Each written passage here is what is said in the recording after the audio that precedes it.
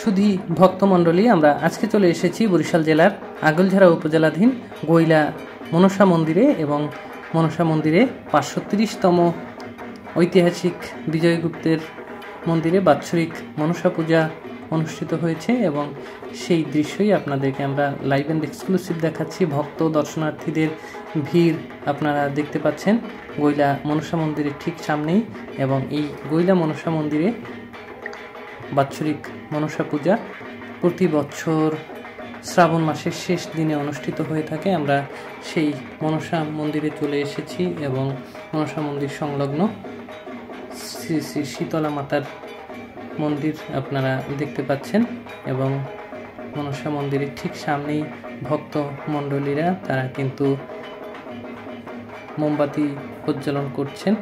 আমরা সেই দৃশ্যই আপনাদেরকে দেখাচ্ছি এবং আজকে আমরা মনসা মন্দির এবং এর ইতিহাস নিয়ে আপনাদের সামনে আলোচনা করব। আশা করি পুরোটা সময় আপনারা আমাদের সঙ্গেই থাকবেন।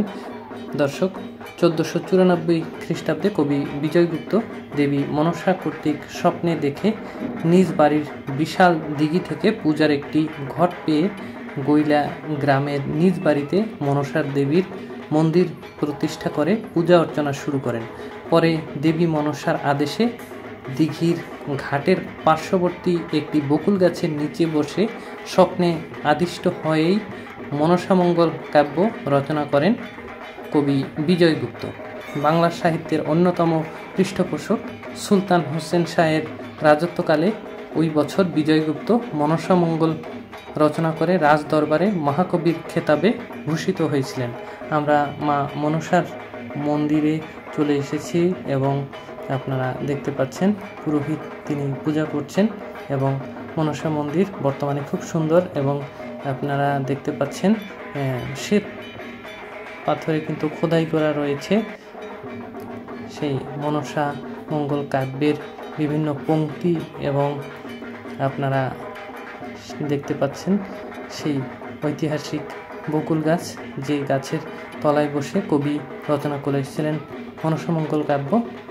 দেখুন প্রবেশ পথে কিন্তু বিশাল তোরণ তৈরি করা হয়েছে এবং ভক্ত দর্শনার্থীদের ভিড় আপনারা দেখতে পাচ্ছেন এবং মনসা মন্দির হচ্ছে বরিশাল জেলার আগৈলঝাড়া উপজেলাধীন গৈলা বাজার সংলগ্ন এই মনসা মন্দির এবং এখানে বাৎসরিক পূজা এবং প্রসাদ বিতরণ অনুষ্ঠিত হয়েছে এবং অসংখ্য মানুষের ভিড় পূজা মণ্ডপে এবং এই মনসা মন্দির দেখার জন্য দূর দূরান্ত থেকে এমনকি বাংলাদেশের বাইরে থেকেও ভক্ত দর্শনার্থীরা এসে থাকেন।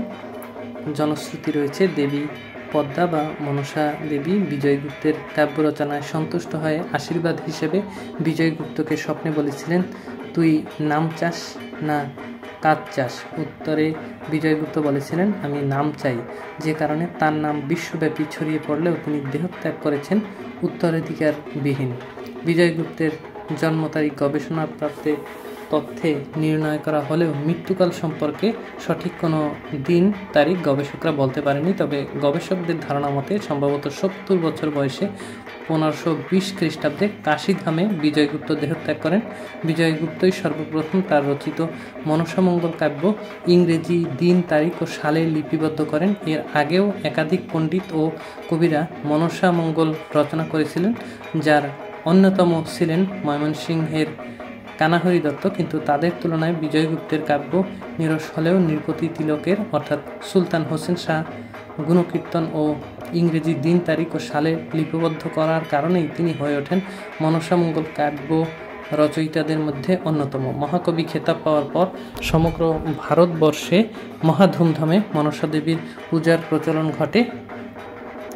মহাকবি বিজয়গুপ্তের পিতার নাম সনাতন গুপ্ত ও মাতার নাম রুক্মিণী দেবী। বর্তমানে মনসা মন্দিরটি ধর্মীয় উপাসনালয়ের পাশাপাশি আধুনিক পর্যটন কেন্দ্র হিসেবে পরিচিতি লাভ করেছে। বরিশাল জেলা প্রশাসন জেলার দর্শনীয় স্থানের তালিকায় শীর্ষে রেখেছে ঐতিহাসিক বিজয়গুপ্তের মনসা মন্দিরের নাম। আপনারা যদি গৈলা মনসা মন্দিরে আসতে চান তাহলে আপনাদেরকে পথ নির্দেশিকা আমি দিয়ে দিচ্ছি। আপনারা যদি বরিশাল শহর থেকে আসতে চান তাহলে বরিশাল নথুল্লাবাদ বাস স্ট্যান্ড থেকে পয়সারহাট গামী বাস পাওয়া যায়, সেই বাসে চড়ে বরিশাল ঢাকা মহাসড়ক ধরে আপনারা গৌরনদী বাস স্ট্যান্ড থেকে আগুলঝাড়ার দিকে যেতে রথখোলা নামক বাস স্ট্যান্ডে নামবেন এবং সেখান থেকে মাত্র 15 থেকে 20 টাকা অটো বা ভ্যান ভাড়ায় আপনারা চলে আসতে পারবেন গৈলা মনসাবাড়ি। আপনারা দেখতে পাচ্ছেন এখানে মেলা বসেছে এবং বায়োস্কোপ দেখানো হচ্ছে এবং এই সেই বিজয়গুপ্তের ঐতিহাসিক সেই দিঘি এবং এখানেও কিন্তু প্রচুর ভক্ত দর্শনার্থীদের ভিড় আপনারা দেখতে পাচ্ছেন। এবং আপনাদেরকে ঢাকা থেকে যদি আপনারা আসতে চান তাহলে সেই পথ নির্দেশিকাও আমরা জানিয়ে দিচ্ছি। ঢাকা থেকে যদি আপনারা আসেন, ঢাকা থেকে আপনারা সরাসরি ঢাকা বরিশালগামী বাসে চড়বেন এবং সেই বাসে চড়ে আপনারা কিন্তু গৌরনদী বাস স্ট্যান্ডে নামবেন এবং গৌরনদী বাস স্ট্যান্ড থেকে আপনারা অটো মাহেন্দ্র বা সিএনজি করে সরাসরি আগুলঝাড়ার ঠিক আগে রথখোলা নামক বাস স্ট্যান্ডে নামবেন এবং সেখান থেকে 15 থেকে 20 টাকা অটো বা ভ্যান ভাড়ায় আপনারা চলে আসতে পারবেন ঐতিহাসিক বিজয়গুপ্তের স্মৃতিধন্য মনসা বাড়ি। এবং এখানে পূজা উপলক্ষে বিশাল মেলার আয়োজন করা হয়, আপনারা দেখতে পাচ্ছেন। আমরা সেই মেলা আপনাদেরকে একটু একটু করে ঘুরিয়ে দেখাচ্ছি এবং এখানে প্রচুর মানুষের ভিড় হয় এবং আপনারা দেখতে পাচ্ছেন হরেক রকমের পণ্যের পসরা সাজিয়ে দোকানিরা বসেছেন মেলা প্রাঙ্গণে। এবং এই মেলায় কিন্তু দেখতে পাচ্ছেন হাওয়াই মিঠাই তৈরি করছেন কয়েকজন, আমরা সেই দৃশ্য আপনাদের জন্য তুলে এনেছি। আপনারা দেখুন সেই হাওয়াই মিঠাই তৈরির প্রক্রিয়া। গ্রাম বাংলার মেলায় কিন্তু এই হাওয়াই মিঠাই এর প্রচলন খুব বেশি দেখা যায়। আপনারা দেখতে পাচ্ছেন ছোট ছোট বাচ্চারা কিন্তু এটি খুব পছন্দ করে থাকে এবং মেলায় নানান রকম পণ্য এর পাশাপাশি মাটির তৈরি বিভিন্ন খেলনা, এটি কিন্তু মেলার প্রধান অনুষঙ্গ। গ্রাম বাংলার বিভিন্ন ধরনের মেলা আমরা ঘুরিয়ে দেখাচ্ছি আপনাদেরকে। আপনারা দেখুন এই মেলায় কিন্তু হরেক রকমের আচারের পসরা সাজিয়ে কিন্তু একজন বসেছেন এবং কত ধরনের আচার চান সেটা আপনি পেয়ে যাবেন। এছাড়া রয়েছে মন খুশি ভাজা হচ্ছে মেলা উপলক্ষে এবং মন খুশির পাশেই রয়েছে বিভিন্ন ধরনের মাটির তৈরি ছোট ছোট পুতুল, খেলনা, মাছ, এই সব কিছু কিন্তু আপনারা এই মেলায় আসলে দেখতে পারবেন। কয়েক বছর পূর্বে 20 মনেরও অধিক পিতল দিয়ে কিন্তু মা মনসার বিগ্রহ তৈরি করা হয়েছে। সবাই ভক্তিভরে মাকে প্রণাম করুন এবং গৈলা মনসা মন্দিরের পুরো দৃশ্য আপনাদেরকে দেখাচ্ছি। মন্দিরটি খুব সুন্দর টাইলস করা এবং কাচের দরজা। আমরা সেই মন্দিরে আপনাদেরকে এ প্রান্ত থেকে ও প্রান্ত ঘুরিয়ে দেখাচ্ছি এবং মন্দিরটি খুবই সুন্দর এবং কারুকার্য খচিত। মেলা ছাড়া অন্য প্রত্যেক দিনই কিন্তু মন্দিরে মায়ের পূজা হয়ে থাকে এবং এই মন্দিরে আপনারা যদি অন্য কোনো দিনে আসেন তাহলে মন্দিরটি খুব সুন্দরভাবে ঘুরে দেখতে পারেন। মেলার দিনে প্রচুর ভিড় হয়ে থাকে, দূর দূরান্ত থেকে এমনকি বাংলাদেশের বাইরে বিদেশের থেকেও কিন্তু ভক্তরা চলে আসেন মায়ের মন্দির দর্শন করার জন্য।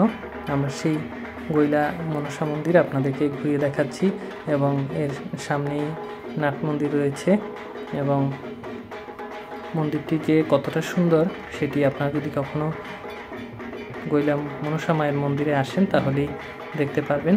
আপনাদেরকে আমন্ত্রণ জানাচ্ছি এই মন্দিরটি দর্শন করার জন্য এবং মায়ের কৃপা লাভ করার জন্য। আপনারা মন্দিরে আসুন, আপনাদের সবার ভালো লাগবে এবং মন্দিরের প্রাকৃতিক পরিবেশ আপনারা দেখে মুগ্ধ হবেন এবং একেবারে গ্রামের ভেতরে কিন্তু এই মন্দিরটি অবস্থিত, তাই মন্দিরটি কিন্তু খুবই সুন্দর ছায়া সুনিবিড় পরিবেশে অবস্থিত। আপনাদের অন্যরকম একটি ভালো লাগা কাজ করবে এবং ঐতিহাসিক একটি স্থান এই মায়ের মন্দির এবং মায়ের মন্দিরের পাশেই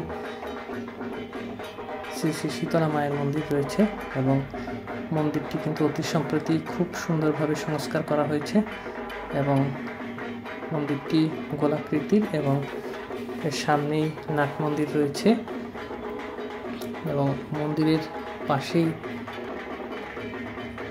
মনসাকুণ্ড নামক দিঘি। আমরা সেই দিঘি আপনাদেরকে ঘুরিয়ে দেখাচ্ছি। দেখুন সেই ঐতিহাসিক দিঘি আপনাদের সামনে আমরা তুলে ধরছি। আপনারা অবশ্যই আসবেন মায়ের মন্দির দর্শন করার জন্য এবং মায়ের কৃপা লাভ করার জন্য। মেলার দিনে যদি আসতে পারেন তাহলে তো ভালো হয়, অন্য দিনেও যদি আসেন তাহলেও খুব সুন্দর একটি পরিবেশ আপনারা দেখতে পারবেন। আপনাদের আমন্ত্রণ জানাচ্ছি গৈলা মনসা মায়ের মন্দির দর্শন করার জন্য। পঞ্জিকা মতে প্রতি বছর বাংলা শ্রাবণ মাসের শেষ দিনে বিষহরী অর্থাৎ বিষ হরণকারী মা মনসা দেবীর পূজা ভারতীয় উপমহাদেশে অনুষ্ঠিত হয়ে আসছে। দূর দূরান্ত থেকে আগত ভক্ত মণ্ডলী মা মনসা মন্দিরে তাদের মানত করা দুধ, কলা, ফল, মিষ্টি প্রদান করছেন এবং মায়ের চরণ কমলে ভক্তি ভরে প্রণাম নিবেদন করছেন। আমরা সেই মনসা মন্দির আপনাদের সামনে তুলে ধরছি এবং আপনারা এই মনসা মন্দিরে আসবেন এবং মায়ের দর্শন করবেন, সেই কামনা রইল। আমরা গৈলা মনসা মায়ের মন্দির আপনাদের সামনে তুলে ধরতে পেরে খুবই আনন্দিত বোধ করছি এবং প্রত্যেক বছর শ্রাবণ মাসের শেষ দিনে মনসা মায়ের পূজা অনুষ্ঠিত হয়ে থাকে। আপনারা শ্রাবণ মাসের শেষ দিনে গৈলা মনসা মন্দিরে উপস্থিত হয়ে মায়ের কাছে প্রার্থনা জানাবেন এবং আপনারা প্রসাদ গ্রহণ করবেন, সেই কামনা রইল। মা আপনাদের সবার মঙ্গল করুন, সেটাই কামনা করছি।